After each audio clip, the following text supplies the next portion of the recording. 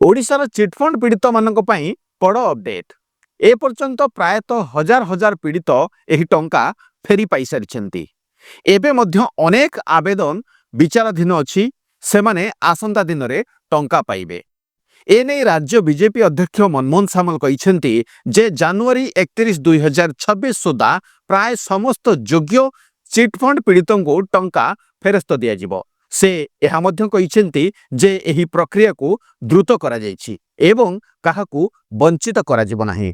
जेमिति कि आपण माने जानिछंती ओडिसा रे प्रायतः अनेक गुड़िए छोट बड़ चिटफंड कंपनी थिला एवं केउ कंपनी माने कम निवेश नहीं एवं केउ कंपनी माने बड़ आकार रो बड़ अमाउंट रो निवेश नहीं बा आपण सेतिरे डिपोजिट करिथिले। सो एबे प्रश्न उठुची आमे केउठी आवेदन करिबा।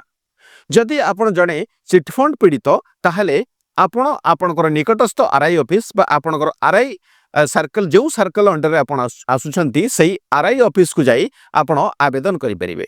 एवं आवेदन कला बेले मने रखंतु आपणकर बैंक पासबुक एवं डिपोजिट रिसिप्ट आईडी प्रूफ आपण पाखरे थिबा दरकार। आपण जदि जने चिटफंड पीड़ित ताहले एही सूचना निश्चित रूपे आगो को शेयर करंतु, जहा द्वारा अनेक चिटफंड पीड़ित आवेदन करि परिबे एवं सेमानकर टंका फेरी पाई परिबे। एही बळे गुरुत्वपूर्ण एवं सटीक सरकारी अपडेट पाइया पई आम चैनल को निश्चित सब्सक्राइब करंतु।